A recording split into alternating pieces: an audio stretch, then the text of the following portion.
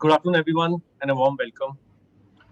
Uh, we've received an amazing response to the webinar today, with more than 500 participants already, and I think more than 2,000 registrations. We are waiting for others to join.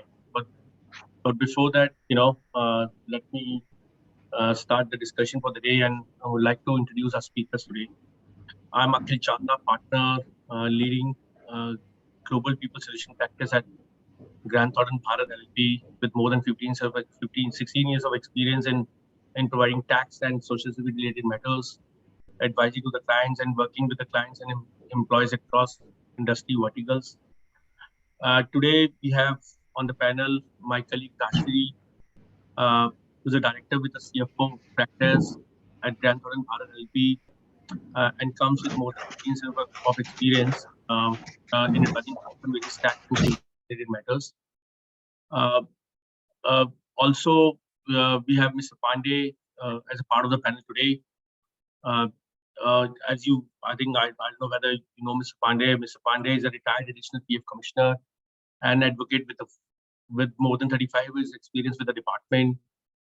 He's working as an advisor with us for almost 6 years now. Today, we look forward to his inputs on various technical and practical aspects, related to the topic of discussion today. As you know, as I said, we have an amazing response. A lot of people wanted to know what's changed and what has been done by the Supreme Court in November 2022. What are the recent guidelines issued by the EPFO? So in today's discussion, we would like to first set up the context around contribution to Employees Provident Fund and Employees Pension Fund, and then cover the key changes introduced by the amendment to the Employee Pension Scheme, or EPS, we can say, in 2014. Then, we would cover the litigation related to the 2014 amendment, which was finally laid to rest by Supreme Court in its November 2022 decision. This will bring us to the recent guidance issued by the EPF on 20th of February, what this entails for employees and employers. As let me set up a context, that let me give you some background. As everyone knows, the Employees Provident Fund Organization under the Government of India, Ministry of Labour and Employment, administers the Provident Fund, Pension Fund, and Disability Death Insurance Scheme for employees in the organized sector.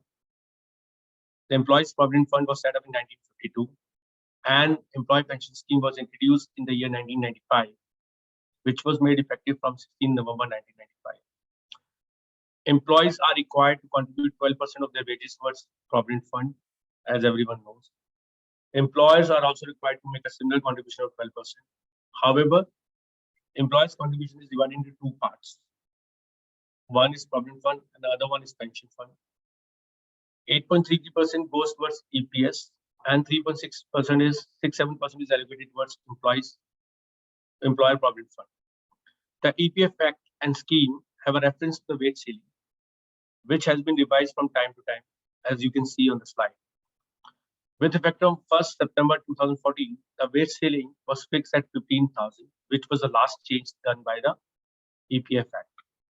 Interestingly, with the statutory wage ceiling while the statutory wage ceiling is mentioned, employees has an option to contribute on a higher salary as per para 26.6 of the EPF scheme.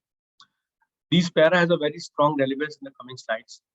So that's why Mr. Pandey would request to help the audience understand the relevance of para 26.6 and employees' ability to contribute to EPF on a higher salary than the threshold limit. So over to you, Mr. Pandey. Thank you, Akhil. Actually, para 26.6 of Employees Provident Fund Scheme provides a process for contributing on higher salary than prescribed wage ceiling. All the employees are required to contribute on wage ceiling. But if certain members requires to contribute on more than wage ceiling, there is a process provided under para 26, that is a joint request from employer. Employer is required to be submitted to the Provident Fund authorities, that is not below the rank of EPFC, and his approval is required. With the approval of the EPFC, the employees are permitted to contribute on more than wage ceiling. That is the requirement of para 26 subclause 6. And those employees who are contributing on this higher salary, only they are eligible to contribute on higher salary in employees pension scheme also, otherwise not. Thank you. Thanks, Mr. Pandey. So just to summarize, for the clarity of everyone on the call. So para 26(6) of the EPF is a provision by which a member can opt to contribute towards EPF on the more than statutory limit which you mentioned. For this, both member and employer has to submit an application in writing jointly, which in turn will be approved by an officer not less than the rank of EPFs. I think this is what it is. Thank you very much, sir. Now, I think few more facts which everyone knows, just to to give a background. Both employer and employee contribution to EPF is eligible for interest at the rate announced by EPFO. Everyone knows about it. Employer's contribution to the EPS is utilized towards payment of pension as per the EPS scheme once an employee enters service of at least 10 years. Now let's move to the next slide and look into the new functionality introduced on EPF Unified Portal. I think many of you today, we have 1,000 participants already, must have logged into the EPF portal in the last 2-3 days after, because the initial date was 3rd of March. Now it's extended by 2 months. So you must have logged into the EPF portal in the last 2-3 days, but have seen the new functionality flashing the screen. I think we've shared a screenshot here for reference of everyone. As you can see, this is the application form for validation of joint options. This has some key references one needs to understand. As well, para 11.3 and para 11.4 under the Employees Pension Scheme 1995 and reference to the date 1st September 2040. So again to you, Ms. Pandey. What was para 11.3 in the Employees Pension Scheme 1925 and what is the relevance of para 11.4 mentioned here? For a better understanding of everyone, sir, if you can elaborate. Actually, para 11.3 is a enabling provision for contributing to members of pension to contribute on higher salary. Means if the option is not provided, the wage, the salary for contributing on pension scheme will be limited to the wage ceiling. But under para 11.3 of the pension scheme, the employer and employee joint declaration is required for contributing in the pension on higher salary. If they contribute on higher salary, their pensionable salary for fetching the higher pension will be permissible.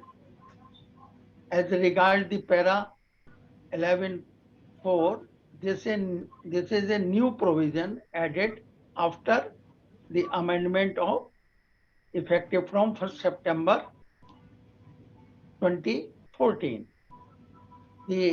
In fact, in this para 11.4, all the employees who were contributing and had exercise option under earlier 11.3 were again were asked to give a further joint option to continue on and continue for contributing on higher salary after the amendment. According to this para, they were given an additional liability of 1.16% of the salary for contributing in the pension fund. A very important provision was also inserted. If the employees who have opted under para 11.3 and not opted under para 11 subclause 4 within the specified period, that's it, within 6 months or further extendable to further 6 months with the permission or UFC, their contribution on higher their higher contribution or higher salary in the pension fund will was required to be diverted back in the provident fund. Means in future they were not allowed to contribute on higher salary. That is the very significant para 11.4. Thank you. Thank you, Mr. Pandey. I think people on the call, on the webinar, must have some idea about para 11.3 and 11. Now let me go to our another panelist, Rashmi. So Rashmi, again, 1st September 2014 is the date which is coming here. What is the relevance of that? Can you please enlighten everyone on the call? Why this 2014 has been specifically provided? Right, thanks, Akhil. So, as we have already mentioned, the EPF scheme, the EPS scheme, was brought into place in 1995. In 2014, for the first time, the EPS scheme was amended, and the amended provisions were to be applicable from 1st September 2014. So that is the relevance of this date, 1st September 2014, because based on this, the employees are going to be put into different segments, different permutations, combinations can arise. On the screen itself, we are seeing the two segments over here. Employees who retired before 1st September 2014 is one category they have mentioned over here. They mentioned employees who were in service prior to 1st September 2014 but continued to be in service on or after 1st September 2014. So that's another category they have made. So therefore, we will see in the slides in going ahead how this date is relevant and how this impacts each of us who are probably on this call or otherwise, in terms of whether we are eligible to exercise the option for higher pensionable salary. Does the Supreme Court decision impact us? So these are the points which will be covered with reference to para 11.3, which Mr. and 11.4, which Mr. Pandey has explained, and with reference to this date of implementation of the amended scheme from 2014 onwards. Thanks, Rashmi. I think lots to look around in the coming slides. I think with this background, let's move ahead to understand what are the changes introduced by 2014 amendment. And let me ask Ashley to continue guiding us with the changes because there are a lot of things to understand and deliver on. Yeah. Right. Thanks, Akhil. Right. So continuing the discussion, Mr. Pandey has helped set the context in terms of what para 11.3, 11.4 had, the significance, what is it that we are looking forward to from the 2014 amendment. So that's where the future, the next questions on eligibility will come into place. Now, we are discussing 5 key changes which were introduced in 2014, which had an impact on the contribution to employee pension scheme. The first change, the pensionable salary was increased from 6,500 per month to 15,000 per month. Second, the 2014 amendment required that employees who had exercised the option under para 11.3 of the 95 scheme and they would like to continue that higher contribution to pension. So like we mentioned, under para 11.3, there was an option for employees to contribute to EPS on a higher wage salary. And if they had exercised that option and were contributing on a higher salary, the 2014 amendment required them to submit a fresh joint declaration for this purpose. Right? So a fresh joint declaration was supposed to be submitted by all those employees who were contributing on higher salary. Now, this fresh declaration was supposed to be submitted within 6 months of 1st September 2014. An additional time of 6 months was provided if due to any reason an employee is not able to submit that joint declaration. Additional time was given to submit the declaration under approval of the RPFC. So by taking this step, the employees could continue contributing to EPS on a higher salary. However, if the fresh option of the joint declaration was not exercised by the employees within this time period of 6 months plus extended time period of another 6 months, there was a deeming provision which 2014 amendment brought in. What this said is, if you had not exercised the option within the 6 month plus 6 month period, then it was deemed that the employee has not opted for contribution over the higher salary. Right? So in such cases, the mechanism provided was that the amount contributed to EPS over and above the wage ceiling will be diverted back to pension fund. So what we're looking at is employees were contributing on a higher salary, the amount was going into EPS, but if the joint declaration was not exercised, so employer might have been contributing to EPS on a higher salary, but joint declaration was not exercised, then it kind of reverts to the original position where EPS would be on the normal salary or the wage ceiling basis. So this was the second change which was brought in. Third, as per the framework of the 1995 scheme, the central government was contributing 1.16% of the wage ceiling towards the pension scheme. So this was 1.16% going not from the employer or the employee, but from the central government side on the wage ceiling of 6,500. Under the 95 scheme, those employees who had opted to contribute on a higher salary were not required to do anything else. There was no additional contribution from their side on this higher contribution.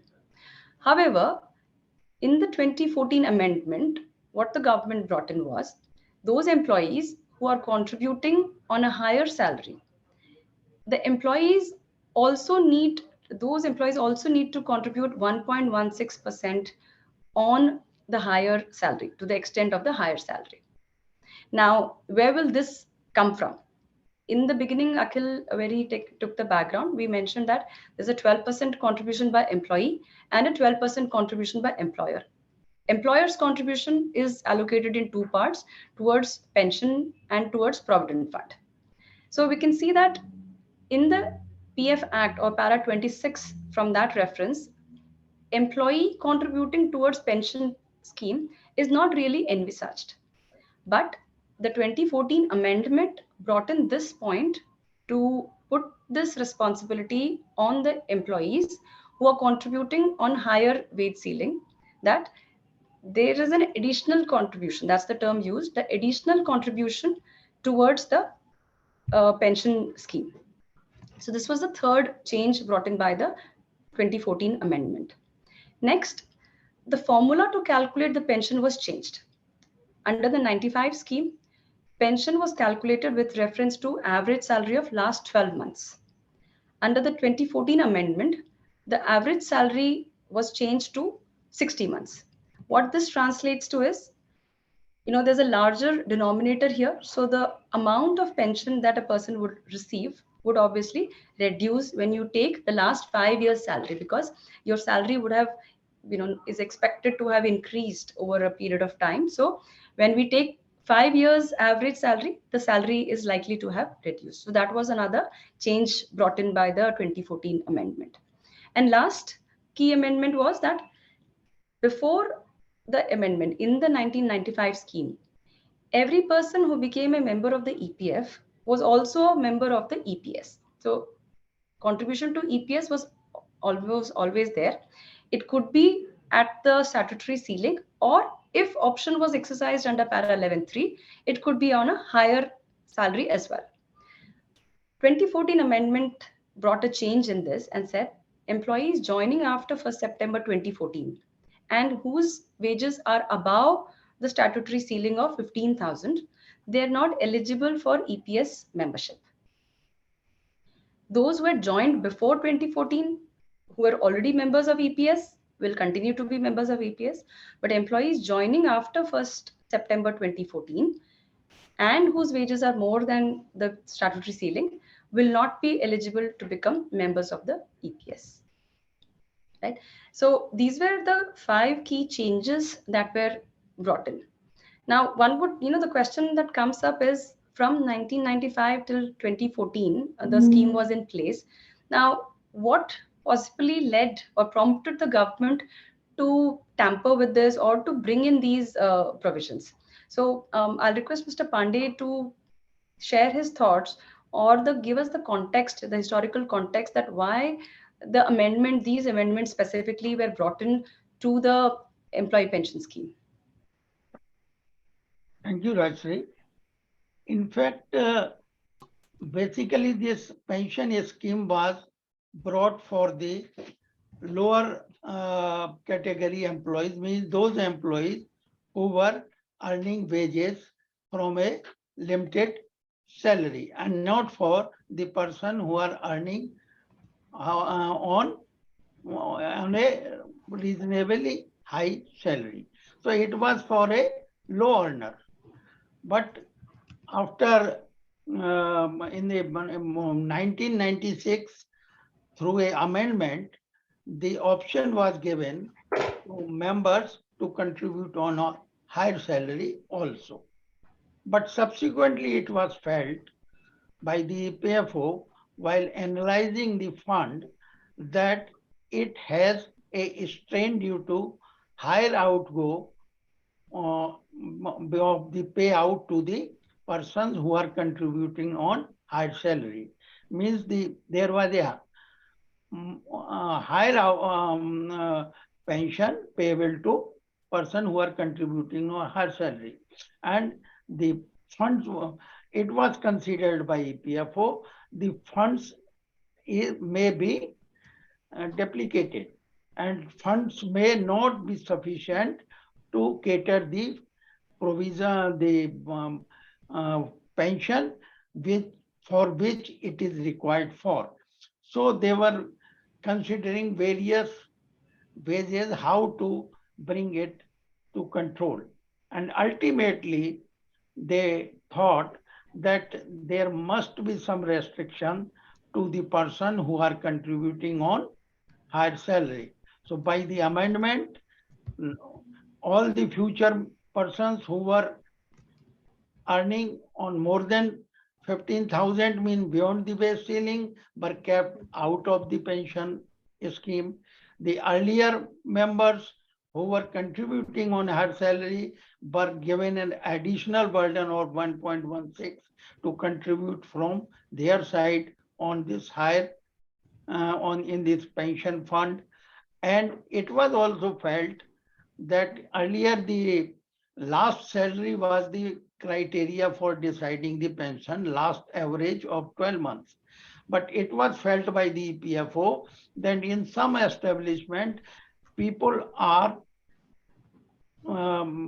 the salary of the employees are inflated at the last tenure or at the last time.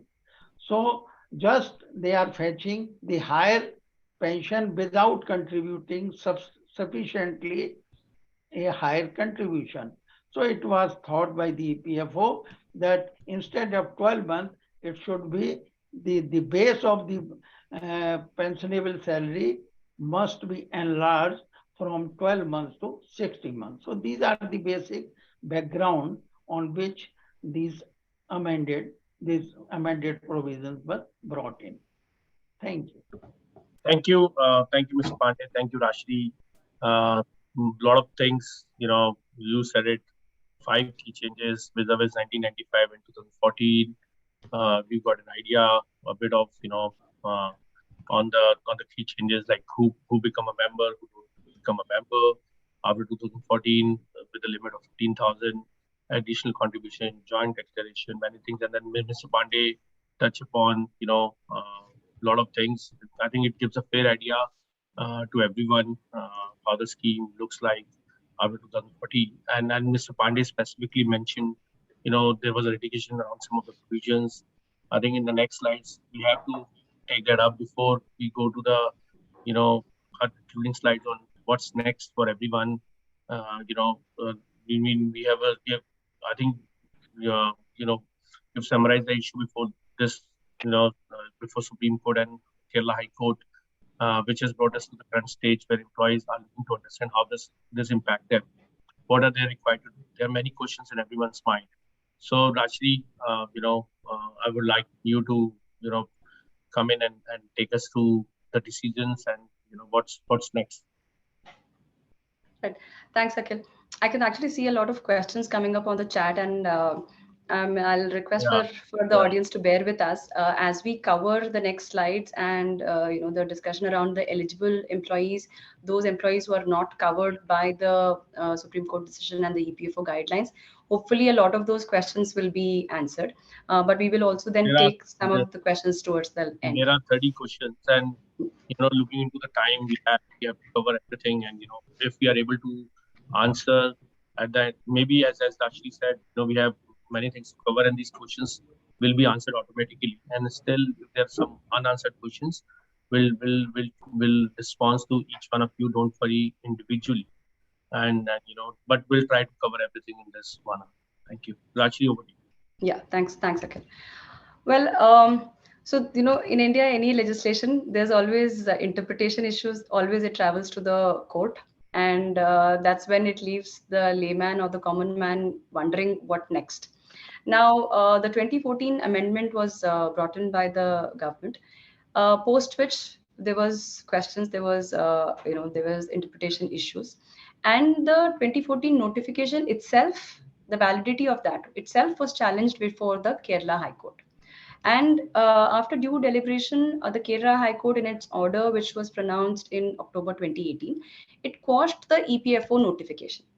So what it meant was, so from 2014 to 2018, in a way, this was pending a finality from the judicial side. So 2018 October, when the Kerala High Court decision came, the 2014 notification was quashed.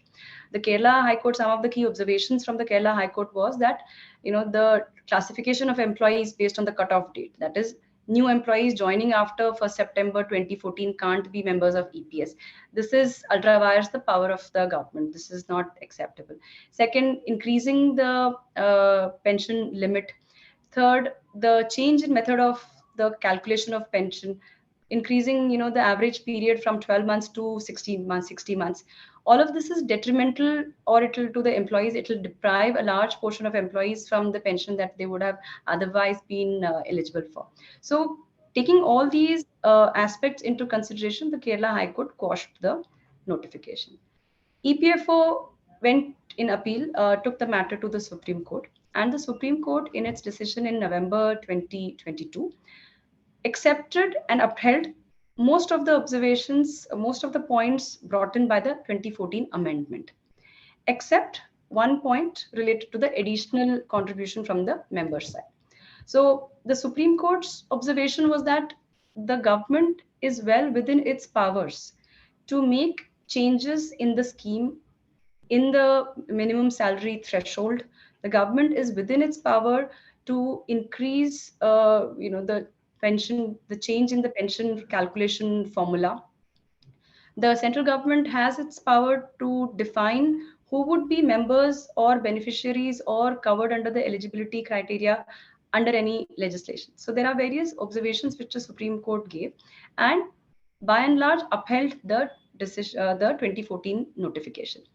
On one point where the Supreme Court did not agree was where they upheld the Kerala High Court's decision and said that the requirement to contribute additional 1.16% by the members, those members who have opted to contribute towards EPS on a higher salary, that is not legal, because like I mentioned before, the contribution of the employee, the 12% as per the act, goes into the EPF.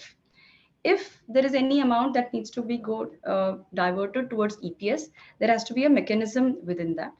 That can't be brought in from the scheme.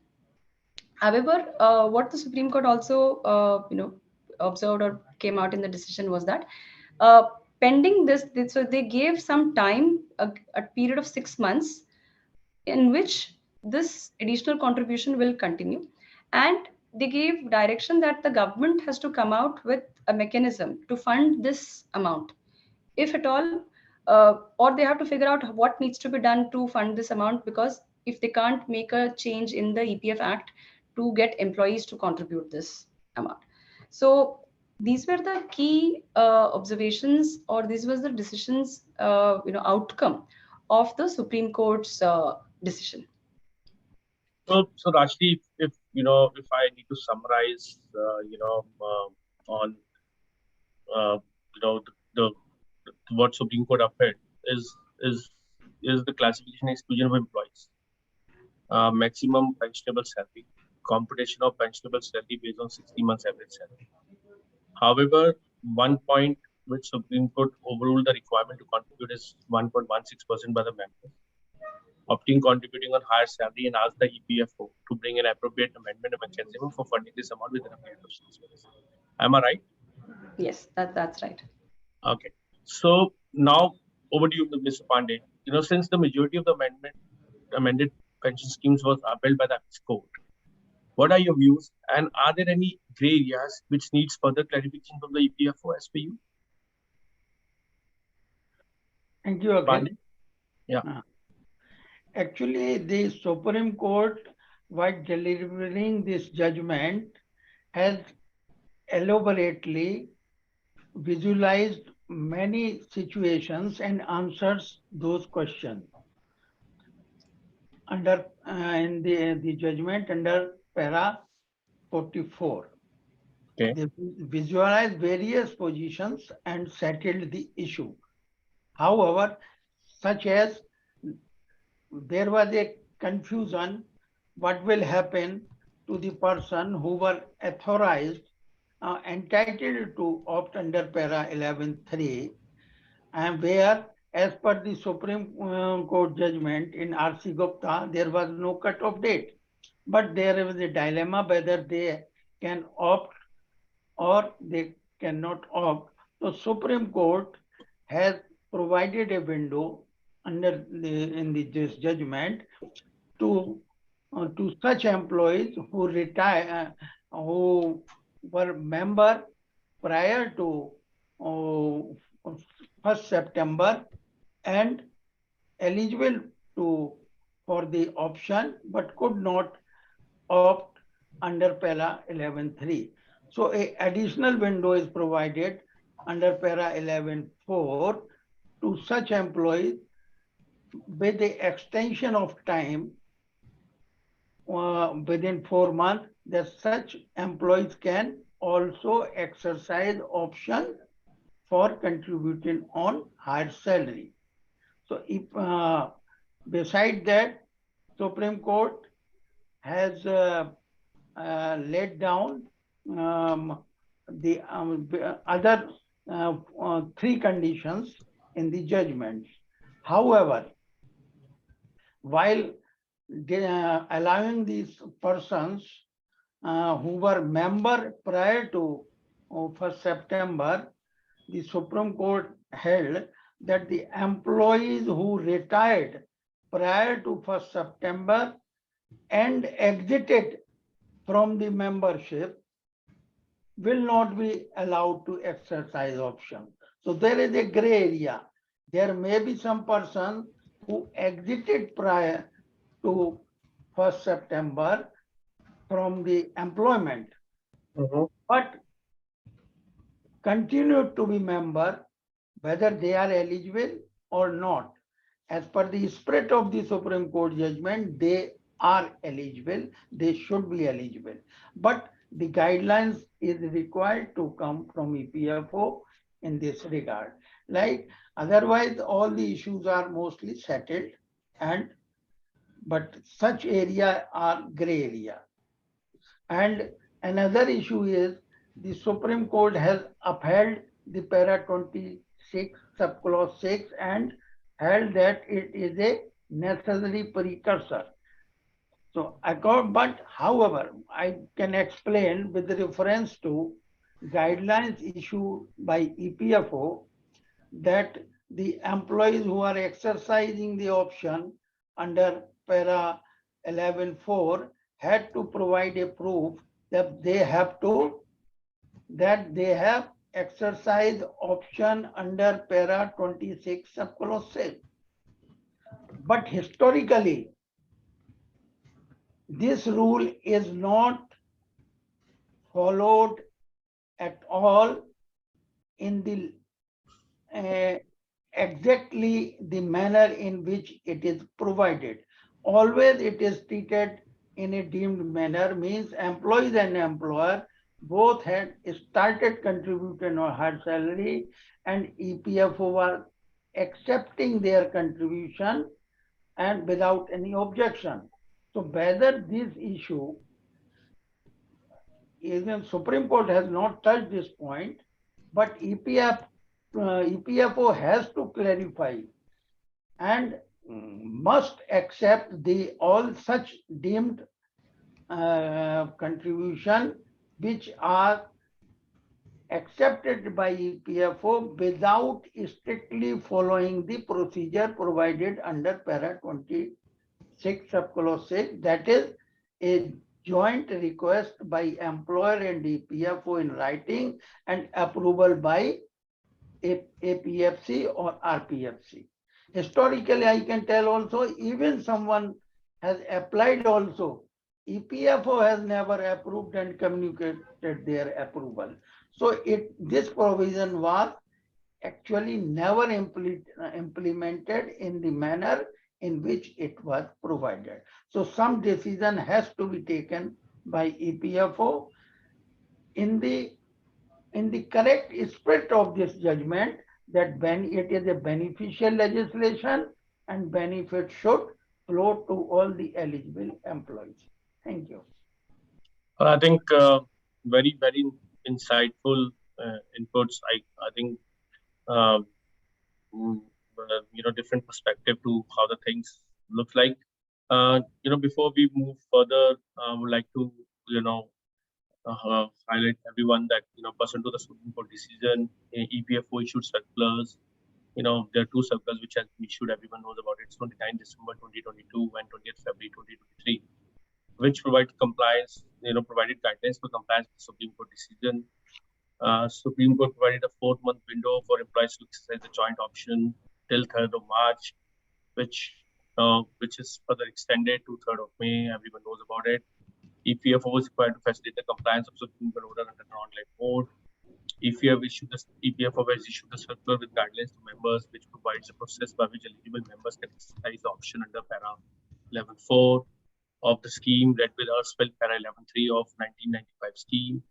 I think it is important to note that amended EPS 2014 is squarely applicable to exempted establishments also. Now, I think everyone has this question in the mind: what is next? Can I request, Rajshri or Ms. Pandey, whosoever, can guide us now what's next, because we've discussed about, what are the schemes, 1995, historically, what it used to be 2014, what are the changes which are proposed, then litigation at the High Court and Supreme Court level. Now after litigation, we'll discuss about the EPFO circulars, guidelines. Now everyone wants to understand, I don't know, I think in last 40 minutes, we've discussed so many things, whether people have been able to grasp or understand what are the changes. But everyone has this thing in mind, including myself.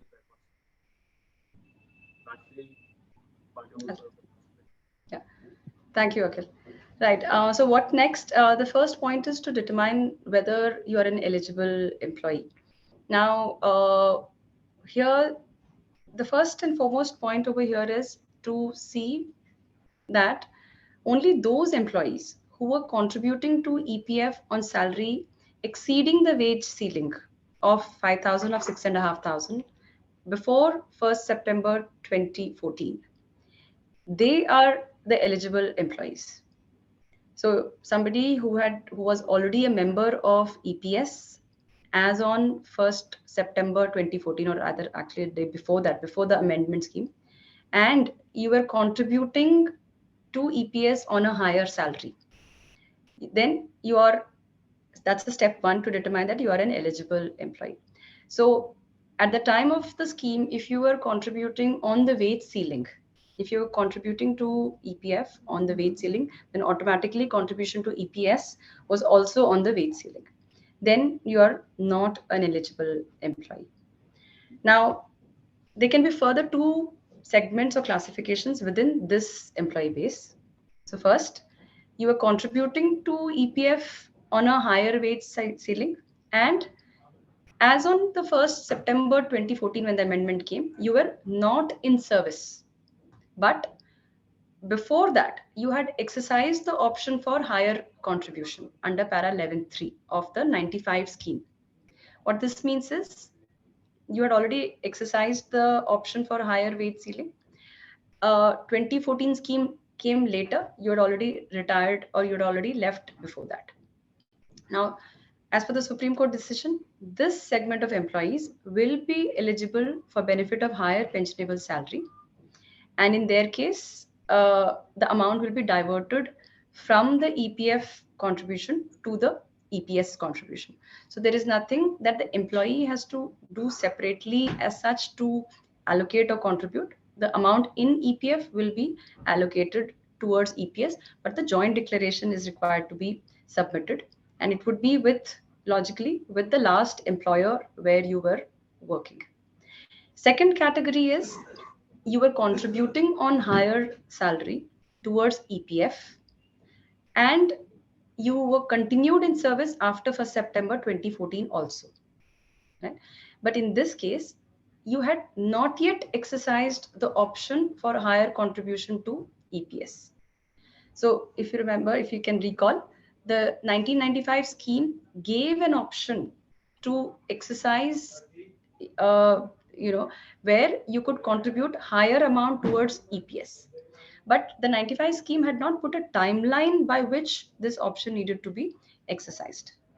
So if you were contributing to EPF on higher salary, but amount going into EPS was on this wage ceiling, and you had not exercised the option under para 11.3, the current Supreme Court decision and the EPFO guidelines gives the window for us to make this contribution and make this option now.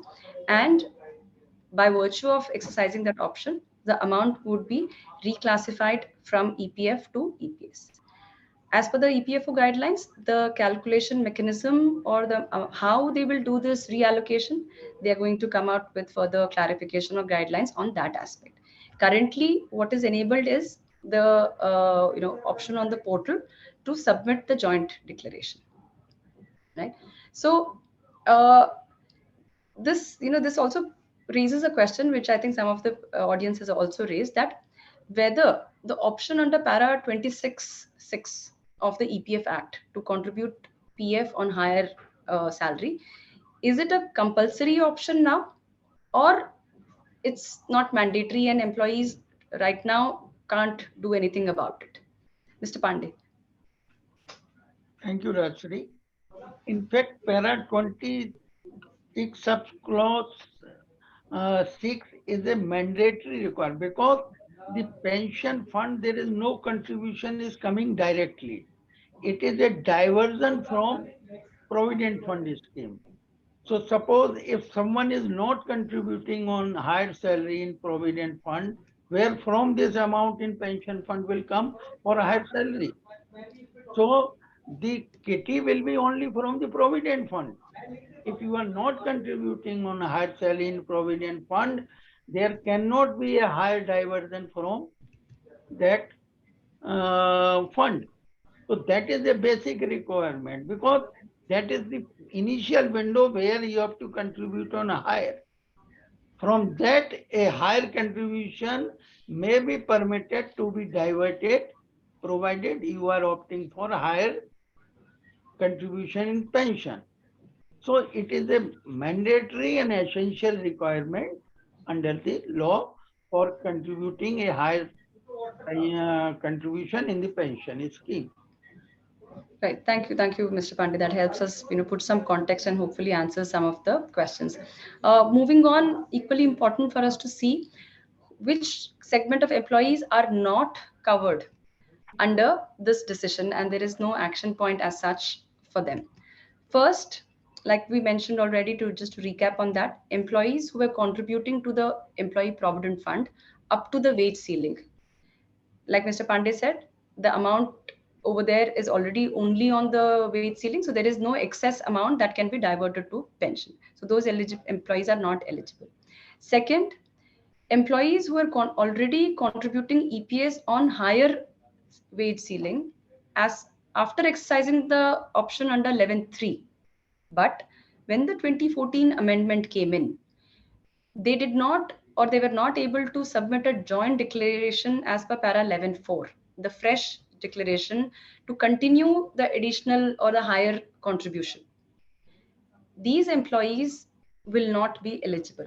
I think there is a question in the audience also on this, in this regard, but that's the way the law stands, or the decision outcome stands right now, that you are contributing on higher salary, you are exercised the option and there was a higher contribution going to EPS, but in the window given by the 2014 amendment, this fresh option was not exercised. Therefore, now the eligibility is not there to exercise the joint option. Second, the next category is employees who retired and exited from the EPFO membership prior to 1st September 2014 without exercising the option under para 11.3, which means that they knew, or they could have deemed to know, that they could have exercised the option, but they retired, they exited, they have withdrawn the money, so there is no further recourse in such cases. And the last category is employees who became members of the EPFO on or after 1st September 2014. This is clearly they are not members of the EPFO, EPS, and the Supreme Court decision has also upheld this part over here. Another category is the international workers. I think we have some questions on that also, because international workers were required to contribute on a higher salary in any case. The wage ceiling was not applicable to international workers. So in their case, there's no question of reallocation or diversion from EPF to EPS. So there is no action point as such. And international workers who joined after 1st September 2014, in any case, they were not member of the EPS. So international workers also no action points as such over here. Now, what we've done is try to pull in some scenarios to again validate or recap on the various points we have discussed.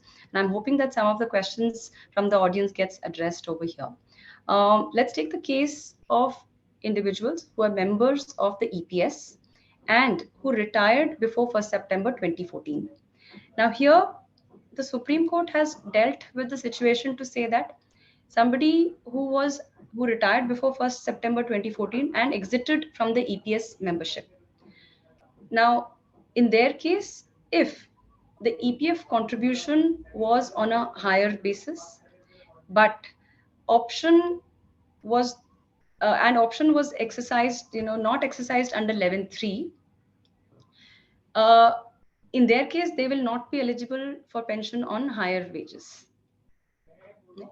But people who retired before September had exercised the option under 11.3, they will be eligible to exercise the option now under the amended version and opt for higher pension.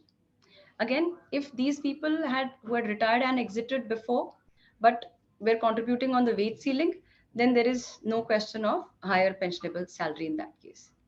Here again, one small point comes in, the difference between somebody retired and exited versus somebody retired but not exited. So Mr. Pandey, if you can just quickly help us understand the difference between somebody who retired but has not exited the EPS membership. Thank you, Rajshri. The exited Mr. Pandey and Ashri, we left with exactly 8 minutes and we have many things to cover. Obviously, we have 100 questions. Many of them are addressed the way both of you have taken it. But in interest of time, I think let's quickly move forward further. And if needed, we can have a subsequent webinar also as a part 2, but let's focus on this. Yeah, Mr. Pandey, sorry to disturb. So the exited from membership means the provision para 6A provides the retention of membership. Means a member who attains the age of 58 years or he receives the benefit under the pension scheme shall be deemed to have exited from membership. Otherwise, he shall be continued to be a member of the pension scheme.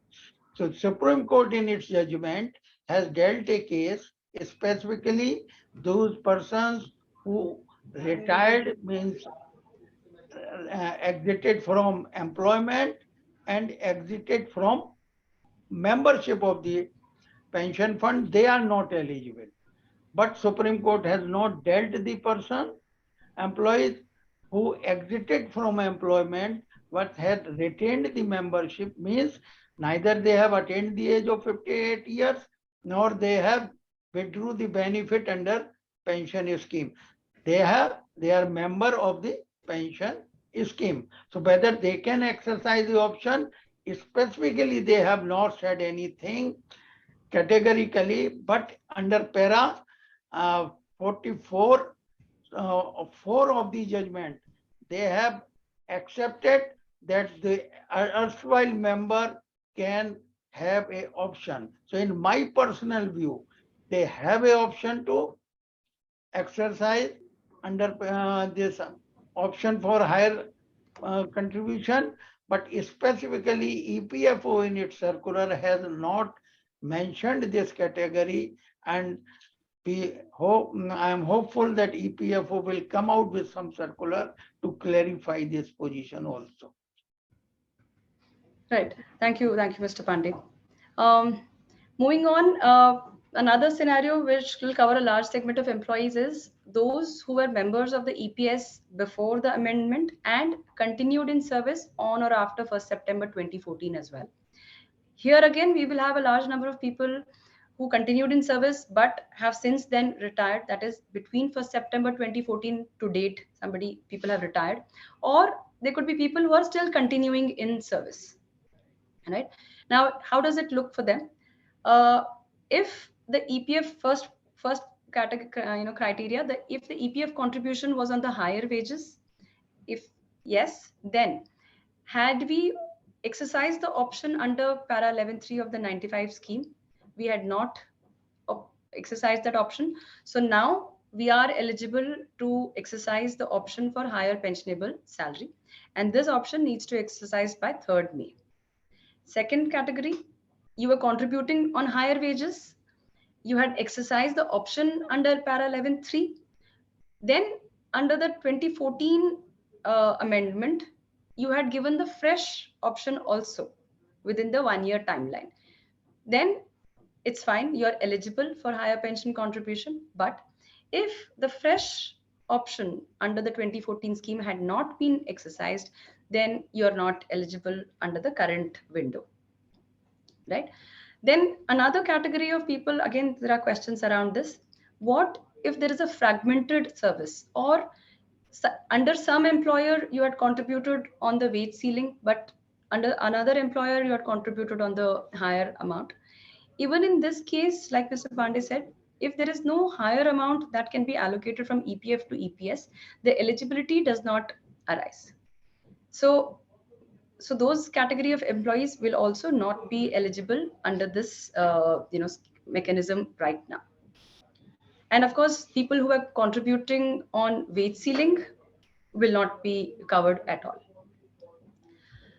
The next set of employees are employees who became members of the EPFO on or after 1st September 2014. This, like, are covered in the eligibility criteria.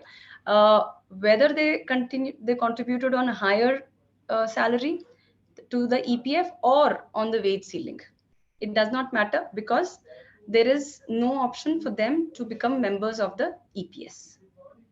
So we've tried to cover 6 or 7 categories over here with reference to the date from which the new amendment came in, and whether people have retired or continue to be in service, or who joined after that specific date. I think yes. So if you've determined that you are a eligible member and you can exercise this option, so the next main question is that should you exercise this option or not? What is in it for you? What are the pros and cons? Honestly, there are multiple factors which will decide whether you want to opt for this or not. The answer can be different for each one of us. It depends on combination of factors like what is the tenure left for your retirement, what is your financial acumen or literacy, whether you're looking at the lump sum amount after retirement, that is the EPF contribution, the lump sum tax-free amount that we receive, or are you looking to get a pension from the EPFO, you don't have any other source of pension and you are banking on this as the source of pension. So that is a decision factor. Next point is the pension on survival, the pension formula over here. Some of you may be aware that it is not linked to an annuity. The EPS scheme has a formula for pension which says average of the now 60 months salary into number of years of service divided by 70. So if your tenure is longer, your salary is higher, then the pension that you're eligible to is reasonable, could be attractive enough for you to exercise this option. But here, what you need to see is what is the tenure left, what is the risk that your salary reduces, in your next employment or the employment after that, or if there's any other risk related to the government revising the pension formula again. So by that, in 5 years or 10 years time, what is, there could be a one, that potential that can, nobody can answer that, if the government further revises the pension formula, so that risk remains. Another decision factor is an individual's requirement to cover pension for family in case of premature death, right? So here, apart from the individual, the EPF scheme covers for pension for the spouse or the children as well. So that's also another important factor. Akhil, I think we are at 5 o'clock right now. We do have some bit to cover, and I understand from our admin team that we can extend by another 5 minutes or so. So I So think let's quickly, extend it by 5 minutes, and then we summarize. I'll summarize at the end before we do. And obviously, there are more than 100 questions now. Yeah. Most of them are addressed. As I can see, the people have these kind of questions, which you've covered in the way forward. Today we'll not be able to take the questions. Sorry, audience, but we'll as I promised, we'll respond to each and every question over the period of time. Yeah, Rashi, let's quickly cover the coming points. Yeah. Right. So we've taken one illustration here. Here it is an employee who joined in on 1st April 2006 with a salary of 10,000. Now this person, if you just take an average of 10% increment constantly through the year, and somebody who left on 31st March 22 after 16 years of service. Now, if the pension contribution is capped at the wage ceiling, whether it was which was 6,500 or later on 15,000, if it is capped at the wage ceiling, the monthly pension which the person is eligible is 3,429. But if the person exercises the option for higher pensionable salary, the monthly pension outflow increases by almost 4,500 to 7,900. The other side of the impact is that because this reallocation will happen from EPF to EPS, so therefore the lump sum accumulated EPF balance that you withdraw would reduce, which also means that the interest that has been credited over the last 16 years will also get recalculated, because as and when the contribution is moved from EPF to EPS, the interest will also move. And on the EPS corpus, there is no interest that somebody gets. But so this is, over here, if you see, it's in 6 years' time, somebody will recover this lump sum contribution. And if you're surviving beyond 6 years, then you're in a beneficial situation. So these numbers will differ for each one of us. And that's where one needs to think and try and do a quick back of the envelope calculation to see whether to opt for this or not. Right. Now, this is the operational part over here. Like at the very beginning, we covered the EPFO just 2 days back. They have opened the window on the EPFO portal for employees to exercise the joint option. I think the slide has gone. Nevertheless, so the option which is there on the EPF portal, employees can log in and using their UAN, Aadhaar, OTP linked credentials, they can submit their option for exercising for higher pensionable salary. This can be exercised till 3rd May 2023. This date is common for all of the employees who are eligible, whether somebody retired before 1st September 2014, after that, or continuing to be in service. Whoever is the eligible employee can exercise the option over here. Once the employee submits the option, it will go to the employer for the confirmation or for the validation, and what they've mentioned is approval over here. And once the employer also approves this from using the employer's portal. So yes, so even for the employer, this is a approve the POHW request pop-up has come up here. Employer can approve this option, after which the processing is supposed to happen. And the mechanism for calculation or reallocation of the amount is again something, like we said, is awaited. There are some questions actually, or concerns which have come in from employers saying that how can the current employer possibly certify the amount which the employee is mentioning, or whatever details the employee is mentioning with respect to the PF amount or the reallocation or whatever.